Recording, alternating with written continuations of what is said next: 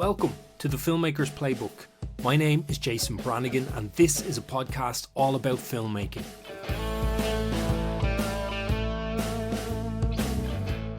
On today's show, I talk to actor Elva Trill.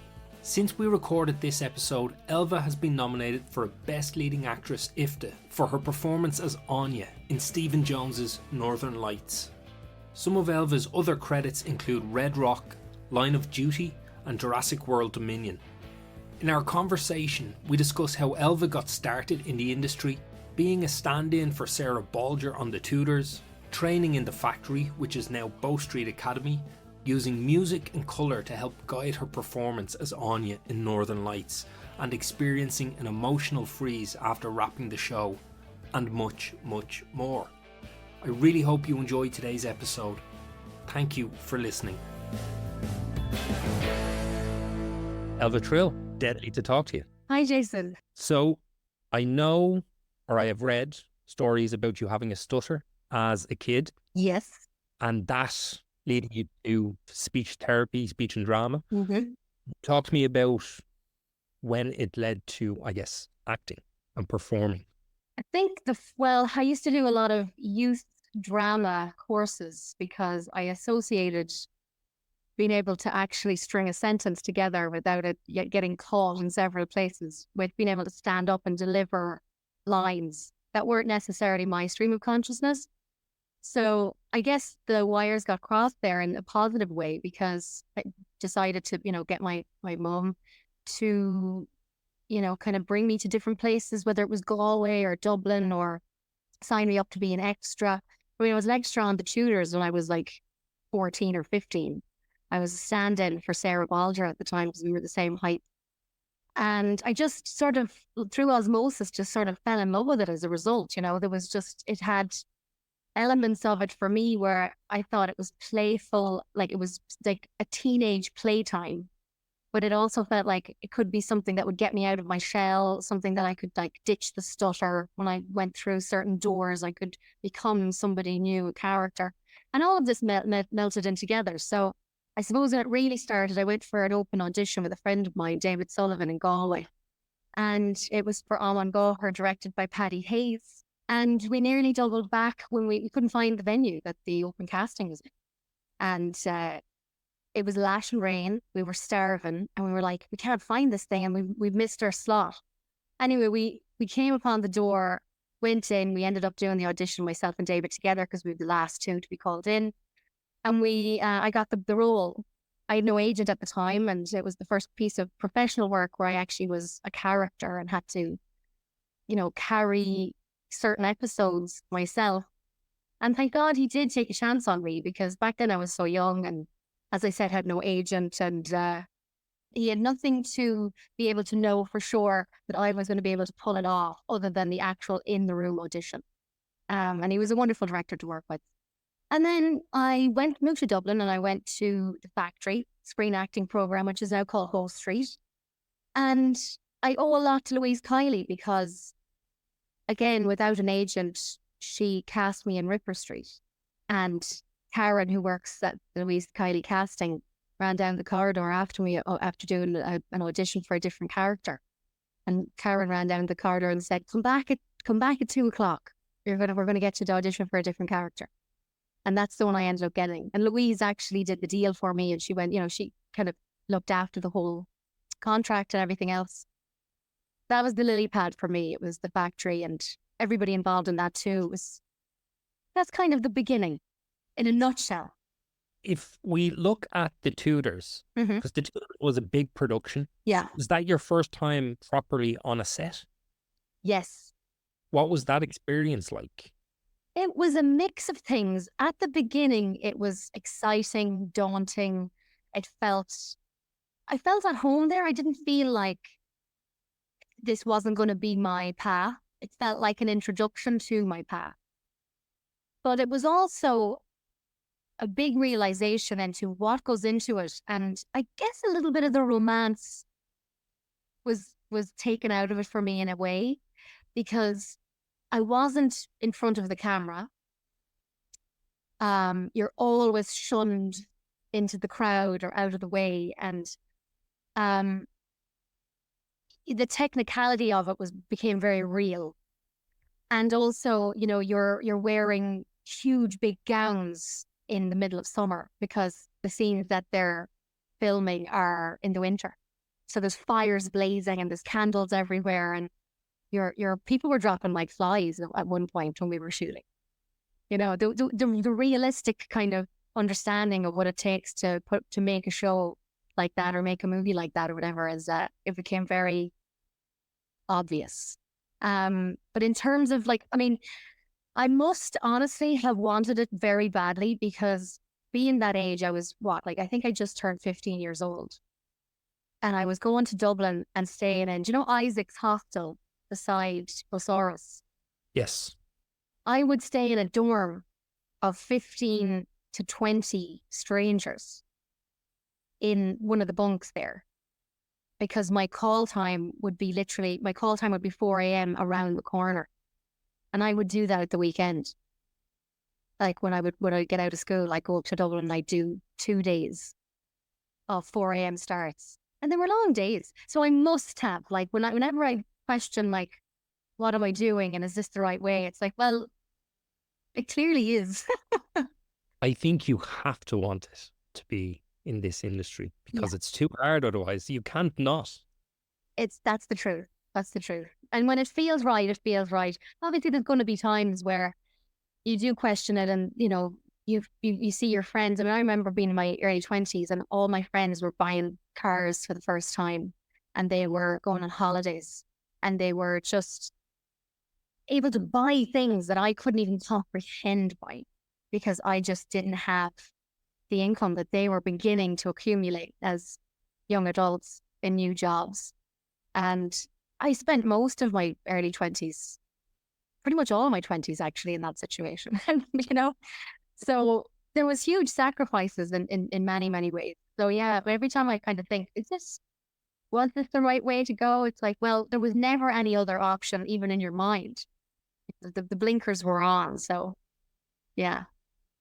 And we talk about the factory then and your experience training, because I guess you go from this world of this is something I would like to do or like to pursue professionally, and then you find yourself actually training to be a professional actor.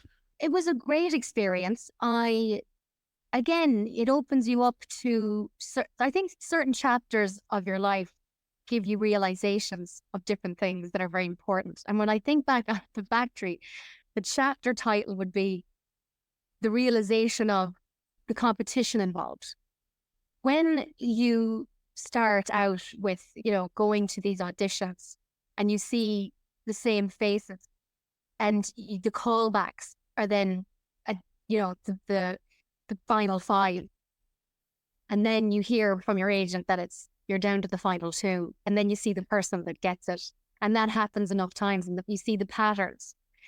I think that there's this sense of, yes, it's progress, but it's also the realization of this is a very competitive situation, and you're up against the same people usually.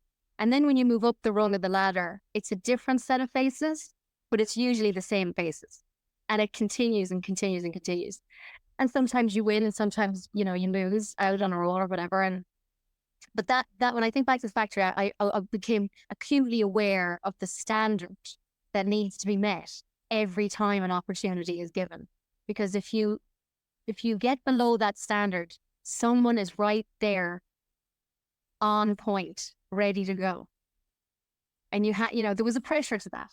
And it was enjoyable. I mean, you were surrounded by people who all had incredible creativity and knew how to hone it. And that's always really lovely to watch.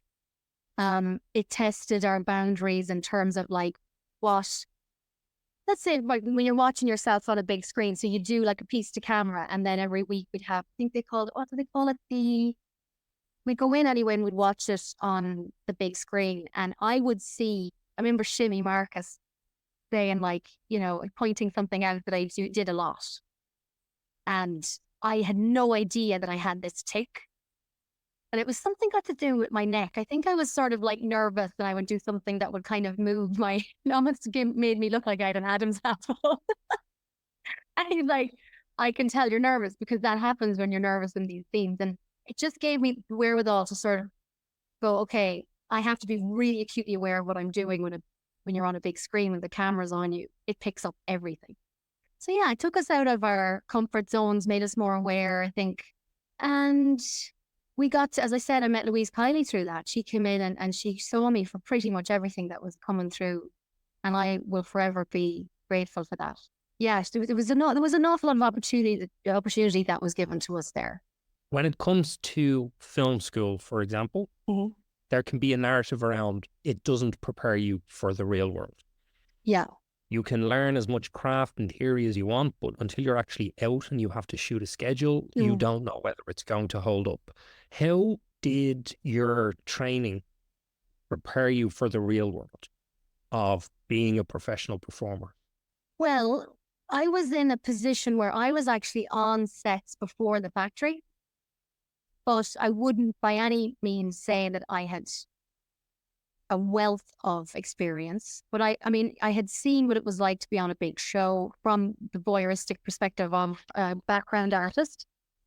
And then I had done the on Goher, but I mean, what it taught me was you kind of have to get an understanding of the bigger picture of what you're trying to achieve. Like some people, I mean, they took us in at a level where I think they wanted actors that didn't have a background in theatre. And the reason they didn't want a background in theatre is because they wanted to sort of mold us into screen performers. It was the factory screen acting program. And they didn't want to have to like, teach us the paring back of, let's say, what you already had learned for a theatrical performance. They kind of wanted you to come in at a certain neutral level and then teach us from there.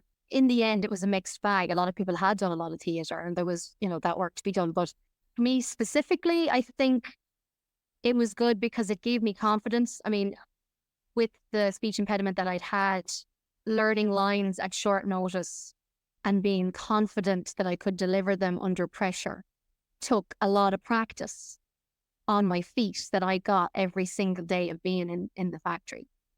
I think had I just gone straight into being on sets, I could have learned the hard way that maybe a certain process wasn't going to work. Like there's the temptation sometimes to procrastinate and not learn something fully, because we've all heard the Brando situation where he didn't learn his lines and he was so alive on camera because he was searching constantly for stuff that he hadn't actually put into his brain. I would hate to have been put in a situation where I would have convinced myself that was a good idea on a professional job. So I toyed around with stuff like that in the factory. It was a training to know what I absolutely need to do and what I should avoid. And that was invaluable. So it kind of gave you that safe space then just to experiment and figure out the actor that you were becoming. Yeah. Cool. Yeah. You mentioned Louise Kiley a couple of times. Mm-hmm. I'd love to touch on that actor, casting director relationship, not specifically with Louise, but just in terms of how maybe those initial interactions with Louise maybe shaped your process for auditioning and shaped how you thought about the casting process moving forward. Yeah, I mean, it's kind of the same as just any human interaction in the sense of put under pressure. It's, you can meet somebody and just not feel a sense of comfort in that room on that day. And that could be because you are under pressure, you're nervous, or maybe the energy's off, or that person had a shit morning, or all of that stuff comes into play. But I think what happened with Louise was that I felt, and I've continued to feel on a consistent basis, a sense of she really wants you to do well. And there's a warmth. And on the days that maybe it's, for whatever reason, you come in and it's just not vibing in terms of you prepared the character, prepared the piece, and it's just not landing the way you wanted, there's never a sense of, oh, I won't see you again. You were ill prepared. It's more of, it's warmer.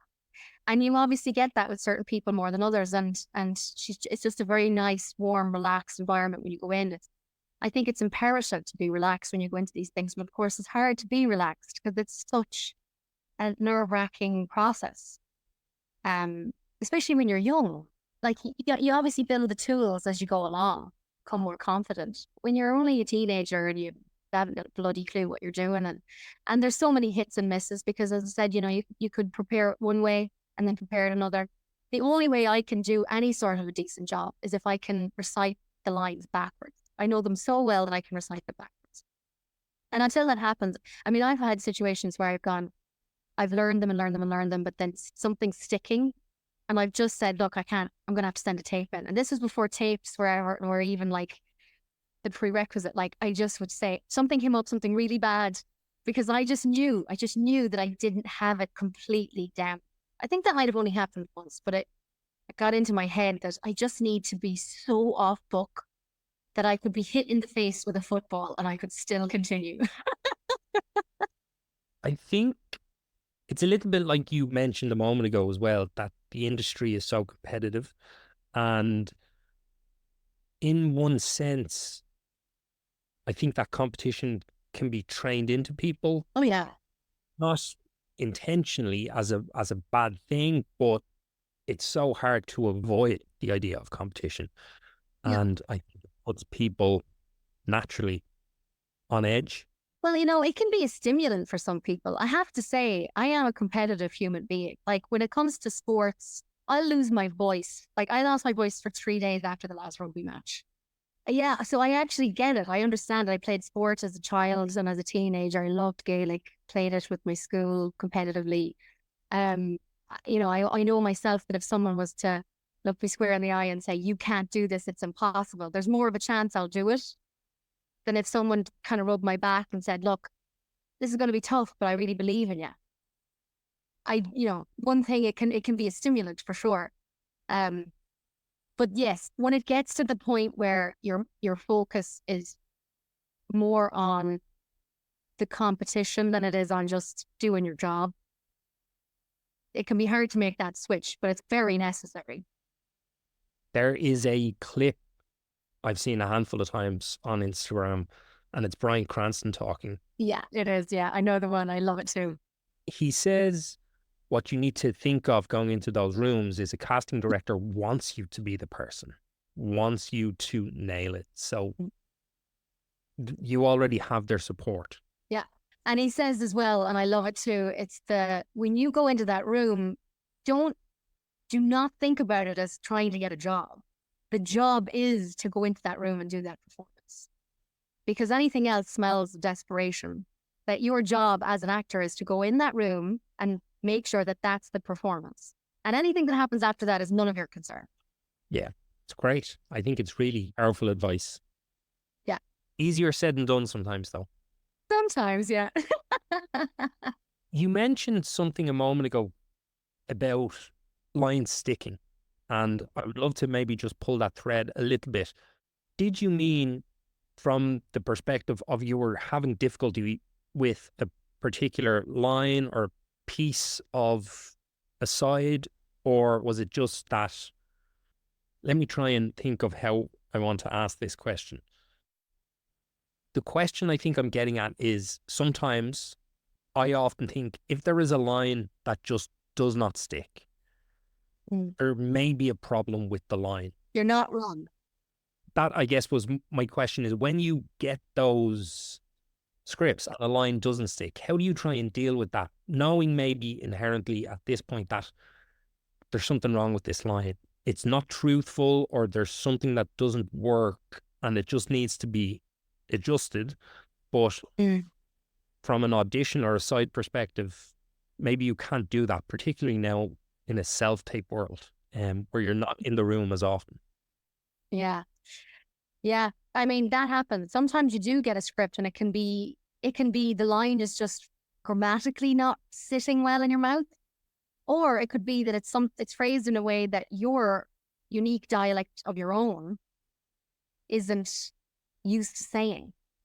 Like it doesn't always mean the line is wrong. It just means that it doesn't sit right in your mouth. I remember being on the set of Northern Lights, and it was one of the first few days that we were walking along the canal, and I had a line, or Áine's line was, "I've never butchered the head of some young one, and like butchered the hair of some young one," and Stephen wanted me to say, "Butcher some young one's hair." And it was just the flip, because from being from Sligo, it just kept coming out in a way that felt honest to how I would say it as Elva. But he was like, "That's not how a dub would say that." I was like, okay, I get, like, so you know what I mean? So you do have to, it's a funny one, because yeah, they're definitely, you see it inside all the time in audition pieces, and you want to make it your own, but you also, especially, and if it's written that way on purpose. Like, some writers are incredible, and you'll get the piece and you'll read it and you'll go, this is really well written. Hard to get your head around saying, but you can tell it was the intention of the writer for it to sound like that. Versus, this is just something that was slapped together and you can manipulate this to be your own kind of speech pattern. But knowing the difference is really important, because some writers really don't like that. And you don't want to send the tape, and that'll be too late at that point. Yeah, someone sitting in a room watching a tape will just think you didn't learn the line properly. Exactly. Yeah. Yeah. I'm going to jump a little bit, just because what you were talking about there, the idea of your own dialect and the challenges maybe of how you think of language, how that can be an obstacle sometimes to working on a piece. Mm-hmm. In Northern Lights, Yeah. something that struck me is in Áine's grief, she maybe says some things that could feel cold. Yeah. I was curious about how you manage judgment in terms of characters and when you were reading scripts, and how do you avoid and manage your own value judgments? Because I have been in rooms and working with actors who maybe very early doors have made a judgment on a character, and when you're only in exploratory work, someone says, "I don't think I would do that," and it's like, well, let's see what it feels like first. I just think that it struck me watching it. Áine is brilliantly performed, by the way, and so human, which isn't a strong enough description of how good that performance is. But there is moments there where I think someone could have placed judgment on her for some of the things she said or does. And I was curious as to how you handled that aspect of bringing her to life. That's such a good question, Jason, because honestly, that was the one thing that I remember having such a conflicted notion about at the beginning. Because I was saying to Stephen, I love how flawed she is. I love that she flies off the handle. I love that there's this unfiltered processing of information in real time, and she doesn't even know how it's going to come out, and it's at the most inopportune moments, or moments of someone else's vulnerability, and it hits you as being very harsh. And I remember being like, I love it, but also there were just moments in the script and on the day that we were filming that I felt like I almost had to have a conversation with Stephen and be like, can I say it this way? And can I time it that way? Because I felt like I almost had to defend her, or I had to protect her, because I knew that if I did it exactly the way that it was, let's say that the timing was set up for her to walk off or for her to say something, I wanted to buffer it a little bit so that it wasn't so in your face, because I felt like she was going to get judged so harshly for that. So having Stephen on the set and by my side the whole time was the most glorious thing that could have happened, because he could either say to me, no, I think that's exactly what this is. This is a splash of cold water. And she's the water that's splashing. Like, she has to be able to just deliver that way. Versus then, and he was really open-minded, because there was a very, very intimate scene between myself and Stephen where he was telling me about some stuff that Lloyd had been going through, and the trauma that he'd experienced. And my character quite abruptly leaves shortly after. Such a tiny, tiny amount of time after he's just told her this big, big thing, she gets up to go. And so we processed that together in terms of like, can we do this in a way? And it was really just little tiny adjustment. But yeah, it was that conflict I had in myself of just let her be whatever she is. Let her be. Let people dislike her. Let people judge her. Let people go, oh, I'm sick of this woman. Like, she just doesn't stop. Because that was her journey, versus what can I do to buff her as an actor and as Elva, who really loves Áine? How can I buff her slightly so that it's more palatable? Because I like her so much that I would kind of want. So yeah, it's hard. That's hard.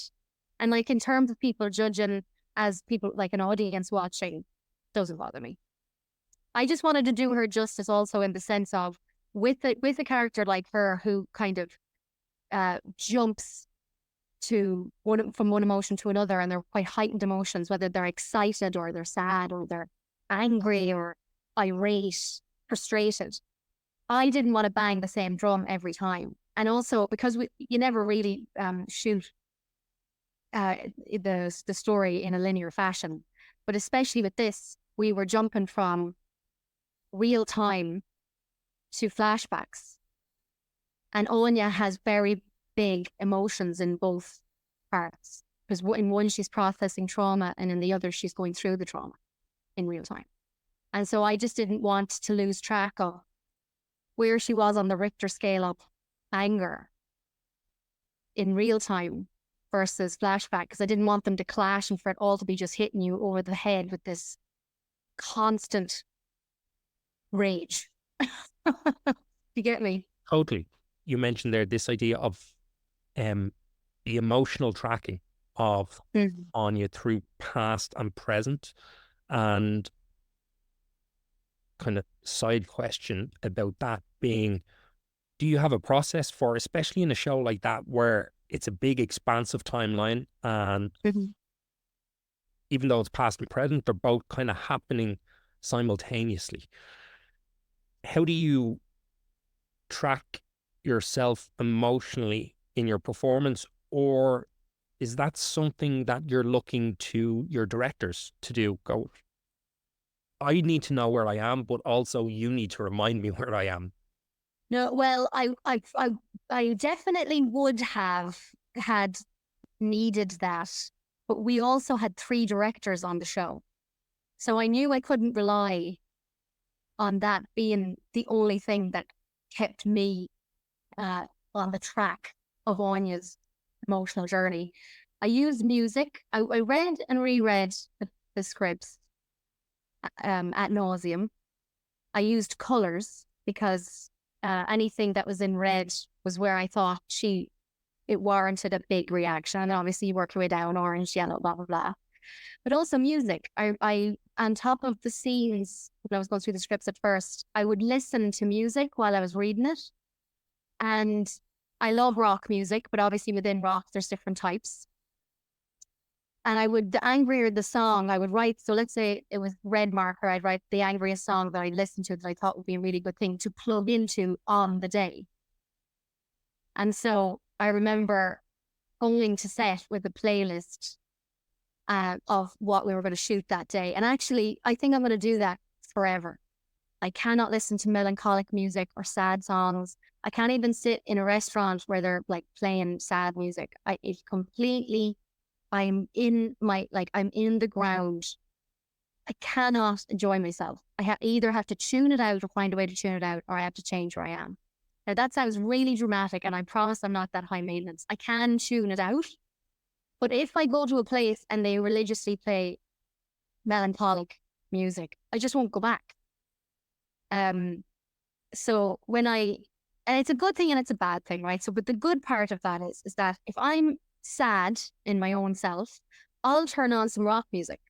I'll turn on proper music it picks me up straight away. It's like a drug. I'm on off. I'm gone. My outlook is different. It's as if the cloud has risen. I feel like badass. I feel like, I'm going to go out, screw what the thing was that I was feeling crap about. Like, I am empowered. And using it within this context, I knew from reading the scene where Áine is running to Sean's house, played by J. Duffy. I knew I wanted it to be Massive Attack, Teardrop. That dum dum dum dum dum dum dum dum, the heartbeat. Because, and I just literally, I was like, I could see it, I could smell it, I could taste it. So when I read the scene, I was getting prepared for the scene and going to set and obviously getting into the costume, I listened to it and listened to it. And then when we were setting up for the scene, I was listening to it. And I was so hypnotized by it. And I could call on the emotions. So when I was running to the house, I mean, we did that scene. I'm running into the kitchen and finding out what had happened. It didn't matter how many times we did it. As long as I put the teardrop in my head, in my ears right before action, it was as if it was just like just access. I love that. I don't know if that's going to work forever, Jason. That could have worked on this job. And as I said, you learn, but maybe that'll be dead in the water by the time I get to the next one. Maybe I'll run out of music. It feels very fitting, a tool for Northern Lights as well. A show that is so imbued with music throughout, and the music means so much to the show. Yeah. It's funny, as you said, recall emotions. I was in the middle of jotting down a note that just said emotional recall. Yeah. And I love the idea that you have this thing that you can just access and it brings you to that place. And I think music specifically has the power to do that for us more than any other art form, in my opinion. Yeah. Artists have 3 minutes generally to just move you to a place, and also hopefully have some sort of beginning, middle, end. And I love our industry and the power our industry has, but it's a different power. It takes longer to move and compel. Yeah. You naturally mentioned a moment in Northern Lights there, which is when Áine runs to Sean's house. I had a question specifically about that scene, so I'm going to ask it now. Okay. And it also, I think, merits exploration for the entire series, because Áine has so many highs and lows in the show. And when the lows come, they are big, impactful, emotional moments. Mm-hmm. My question is how you protect yourself, how you protect Elva from those moments, especially if you have to do that scene over and over again. And I'm going to guess maybe it was only one take, but I would imagine, knowing television, there was more than one. You're talking about 10. Maybe not 10, but you're definitely talking 7. Okay, 7 takes in the can. We got it cut. How do you then shed what you have just experienced so as to not carry that home with you or into your day-to-day life after the fact?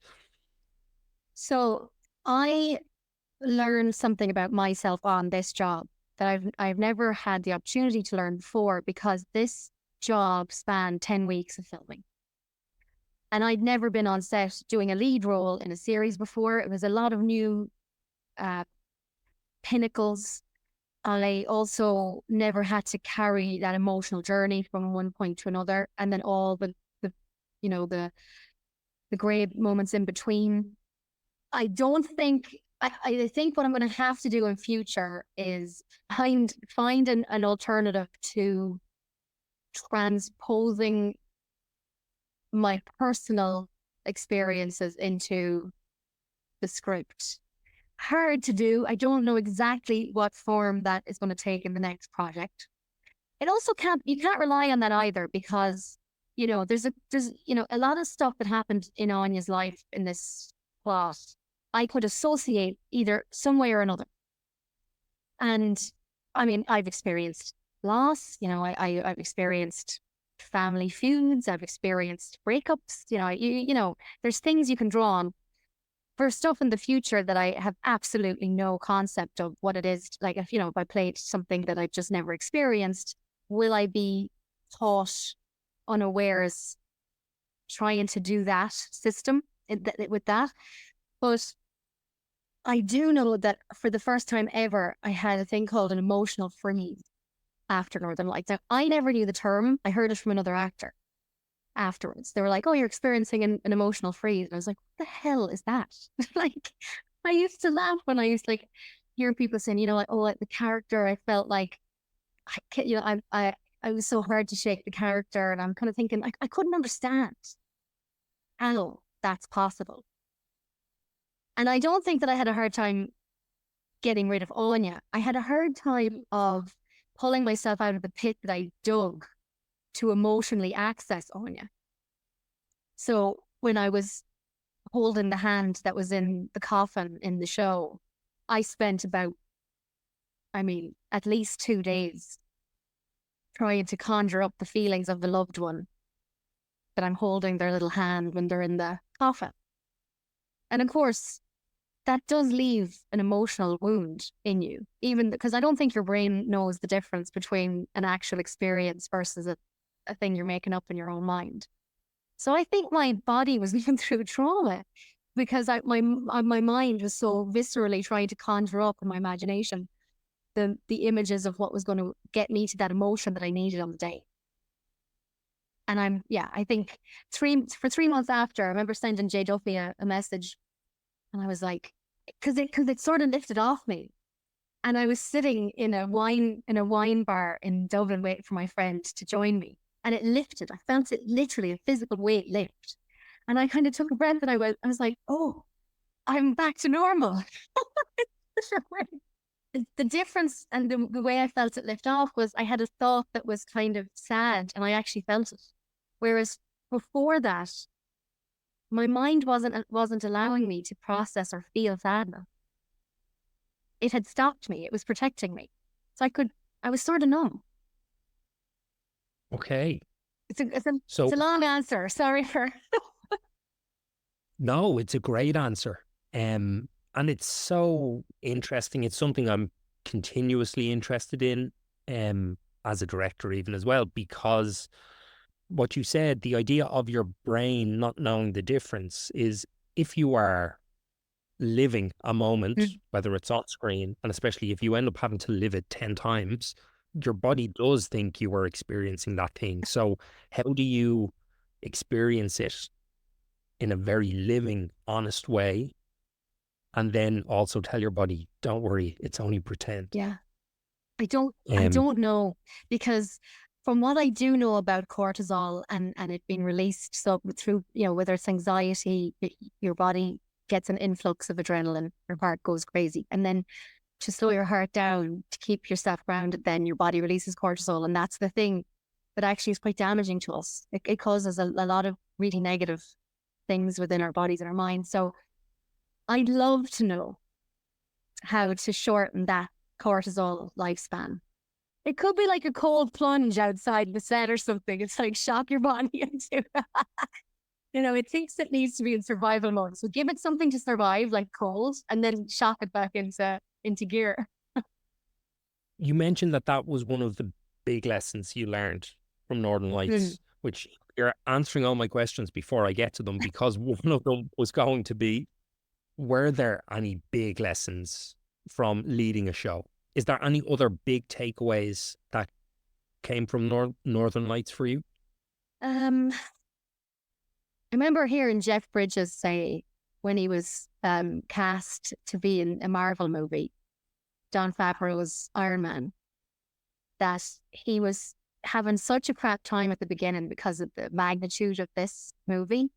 And he just switched something in his head to make himself truly believe that he was just part of a $200 million student film.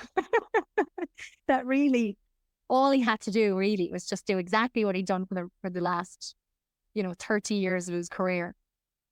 But just let go of the pressure, because I'd never been a lead in something that was going to take this long to shoot, and I had this much, I guess, importance to the whole, how the whole thing was going to come about. All you can do is do your homework.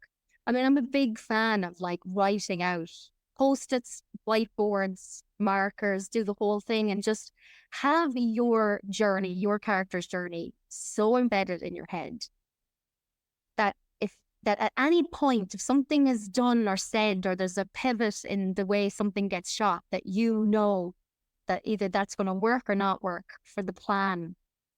Because mistakes can be made, right? Like, you can have people who just kind of make a decision on the day that might interrupt the process of the character down the line in this in the project. So I just need to know I just want to have such a concrete understanding of what the character that I'm portraying is doing, that trajectory, the ups, the downs, the middles, whatever, and then let it all go on then let it all go, have it all down, and then let it all go, because the pressure of it otherwise is just a little bit too much, and then you just don't enjoy the process. And what's the point? It's this whole thing. It's screenplays. It's play. Theater play. It's about playing. You're supposed to be at least free of stress when the camera's on. And everyone works so hard to get to the point that they get to be there. Yeah. May as well enjoy it. Yeah, exactly. The work should be done in advance, and then it's fun. As an actor, then, do you think about the edit? So if I'm to contextualize that a little bit, there you just said, go in, do it, let it go. Mm-hmm. And so many performances are also at the mercy of the edit.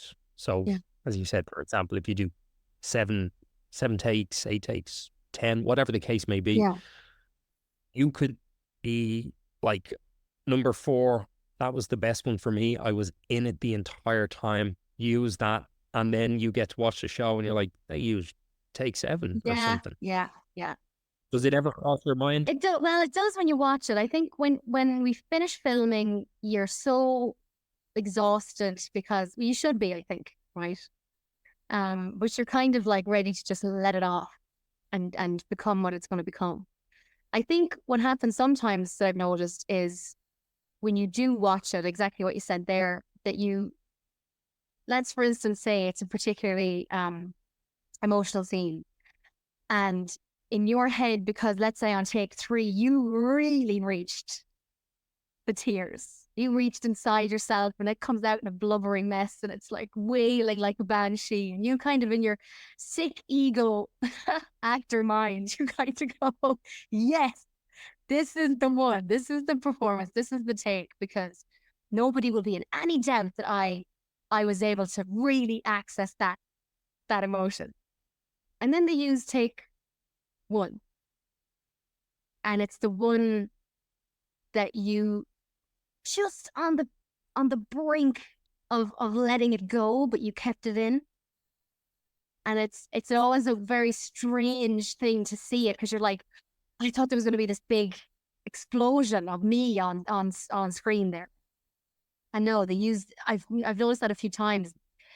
A lot of directors will use the one where you're just reining it back, either pre-explosion or post-explosion. Like there's, you're kind of trying to keep it just so that the audience can lean in and expect it, but then lean back out if they don't quite get there. I think a director once told me that it was like, it's kind of the process when you want the audience to step into the character's shoes and feel the emotion. Whereas if it's the big expression of sadness, it can keep them at a distance, because they might not feel like they can step into that character's shoes because they've never done that or couldn't access that.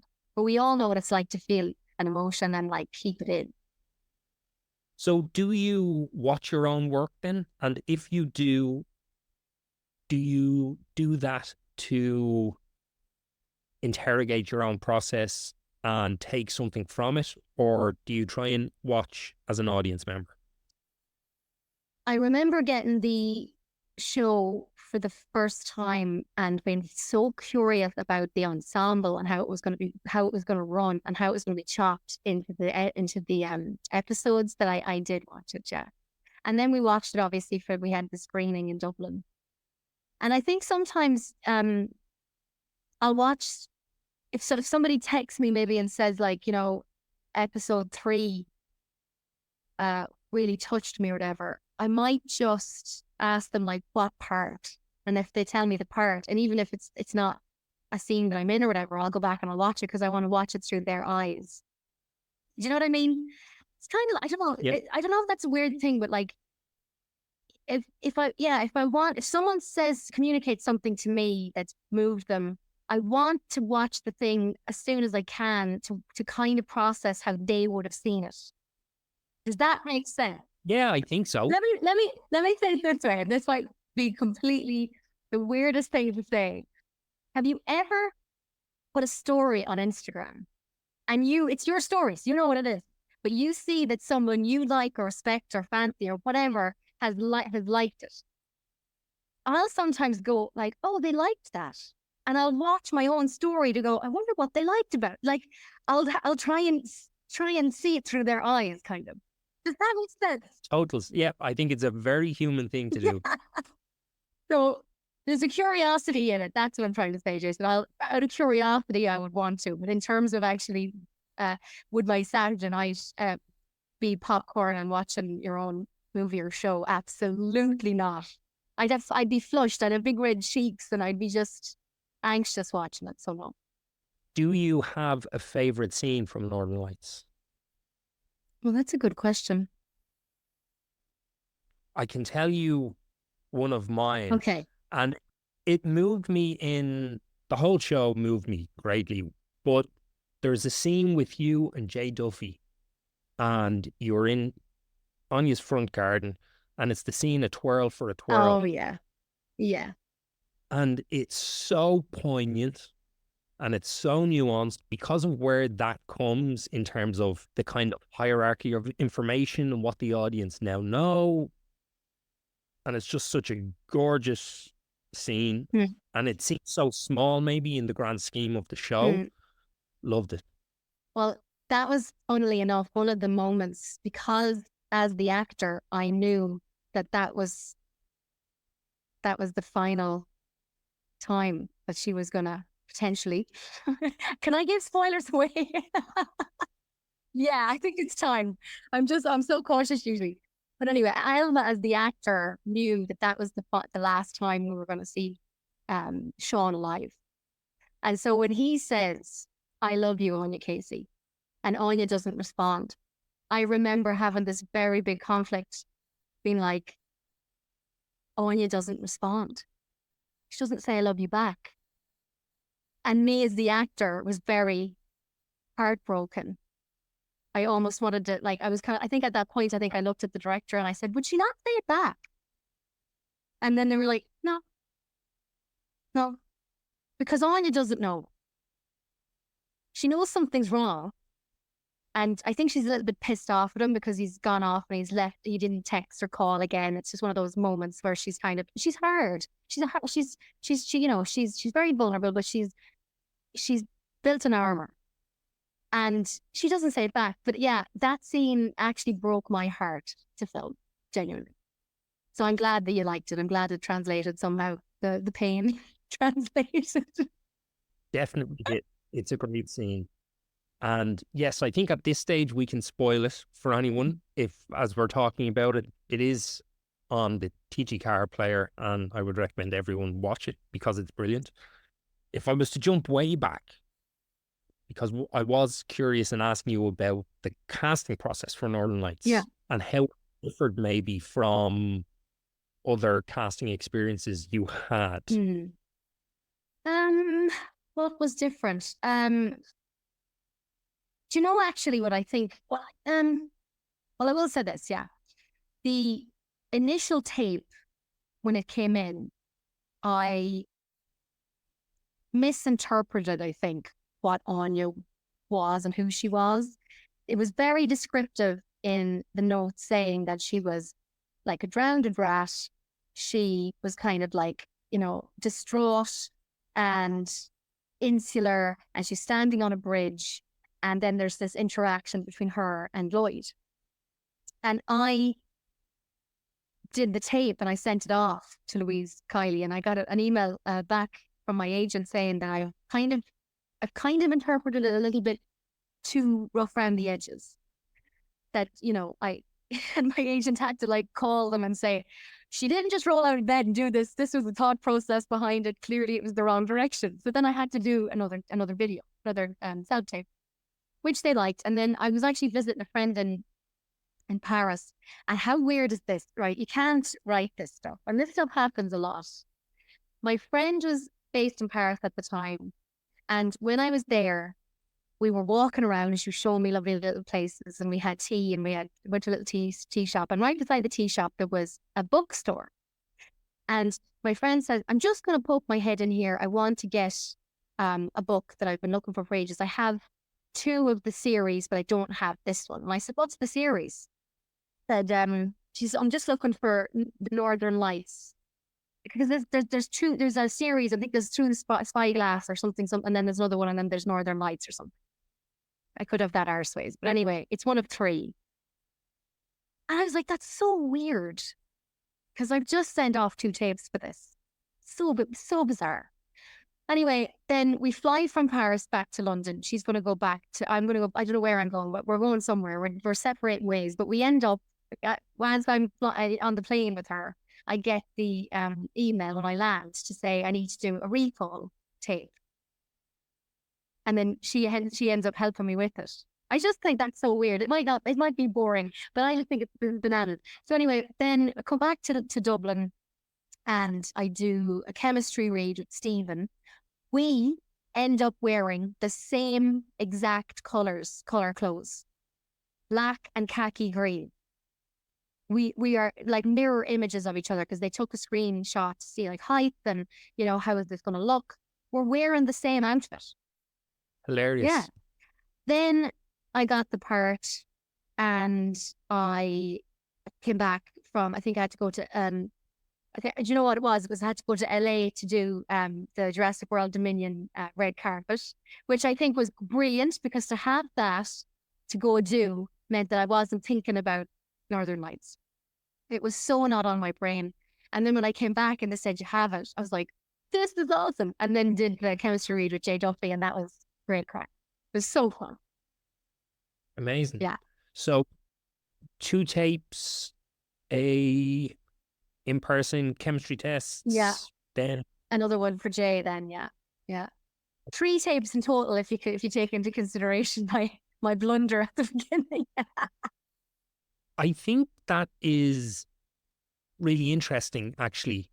The fact that your agent was able to say, oh, look, we'll do another one. Yeah. And I'm curious, I just spoke with another actor who had a similar experience where they did a tape, and the casting director, who had been seeing them for a really long time, said he can do better. So get him to do another one, because we really think this is his role. Yeah. And the lesson, I think, in that for Lawrence was casting directors are watching tapes and are your champions, and they want you to succeed as well. Exactly. Yeah. And that's the thing, is go in every time, try and go in as prepared as possible, because there will inevitably be days that you're not operating at 100%, or maybe you're just not right for the role, but they will remember the stamina and the consistency of you showing up every time and doing your best. So we know that not every role is for you. Yeah. Most careers are built on the no's that you get before you actually get the yes. Would it be safe to say that is the same experience for you? Oh, yeah. Yeah. And sometimes you want the role so bad, even though you know that it's not your role. You can always do the best you can with it, but sometimes it's just not your role. And to be honest with you, I like to operate out of a gratitude mindset, which sounds a little bit hippy dippy, but I cannot tell you a single thing that I didn't get that I think was detrimental to me as a performer, as a person. Like, nothing has ever broken my heart not to get. Because you see it, and one or two things happens. Either you see it and you go, well, that person is so bloody brilliant in it that it would have been a shame for anyone else to play. Or you look at it and you go, well, if that person couldn't make it pop, then what the hell chance did I have? Do you know, like, it's a win-win. You just got to go with it. Just go with it. You'll get your role. That's a really great way of looking at that situation. Have you always had that mindset when it came to auditioning, or is that something that, have you developed that resilience over the years of working as a professional actor? I think it's a bit of both. I think I'm an only child. I grew up with a ton of male cousins.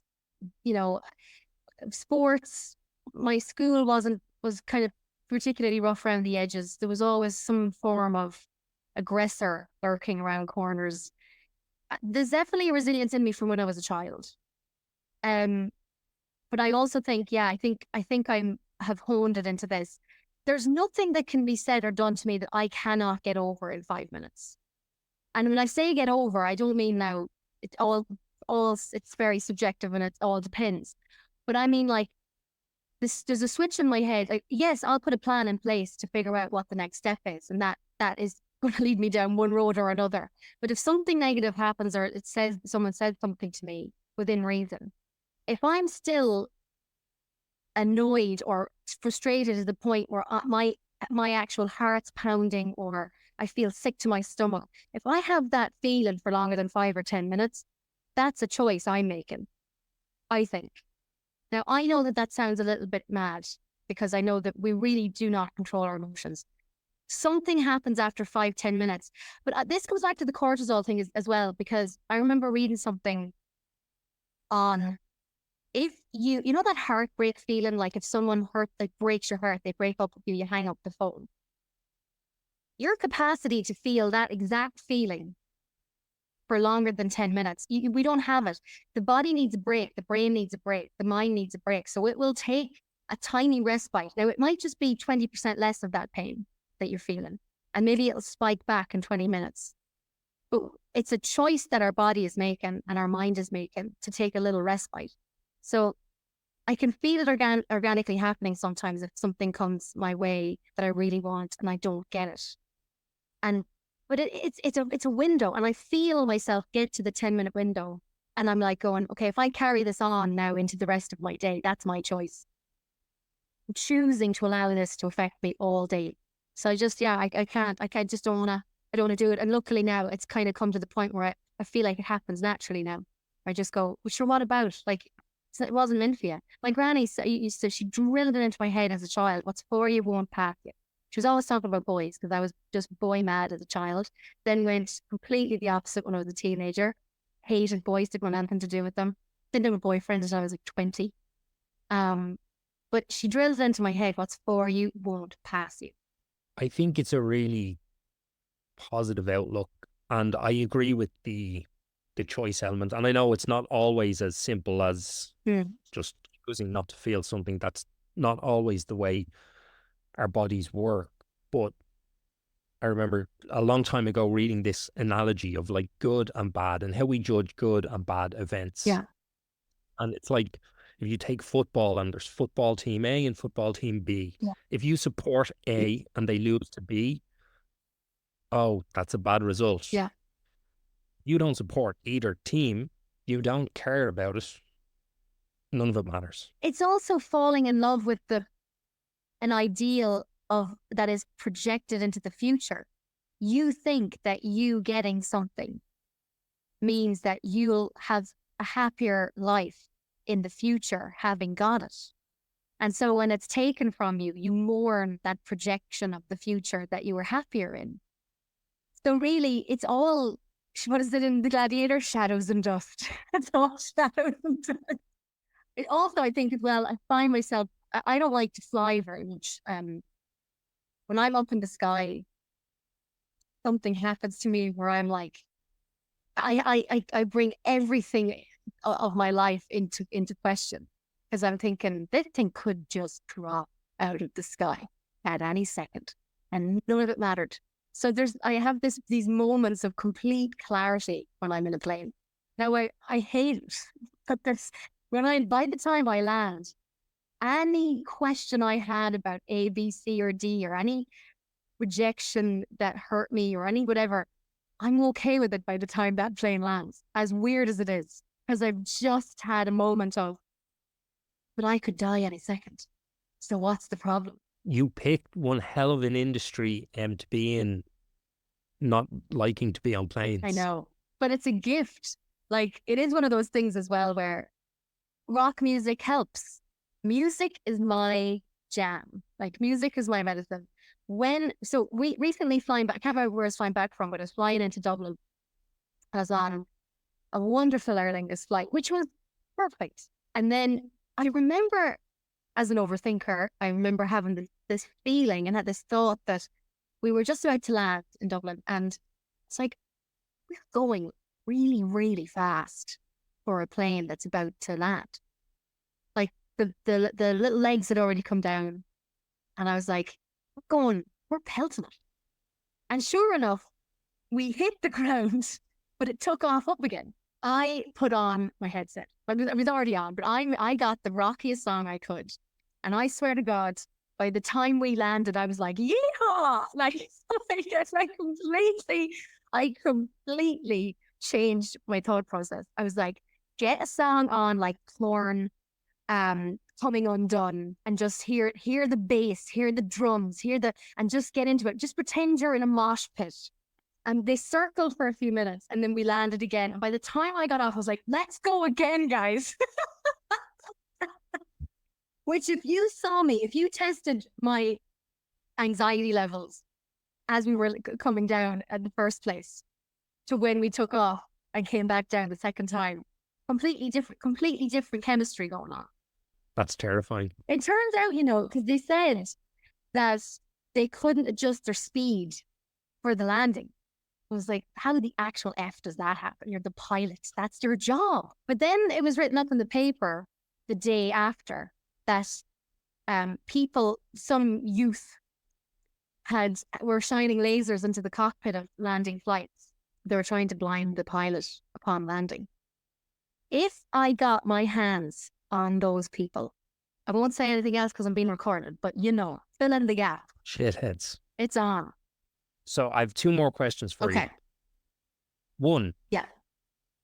You could give young Elva one piece of advice about the industry she is about to go into. What would that be? These are the questions that you think about in the shower that you're going to have a really articulate response to if someone asks you. And then when they do, you're just like, oh. I'd give her like something that only she'd understand, which is just dance in, waltz in, and then high fling out. What is that? Highland fling out.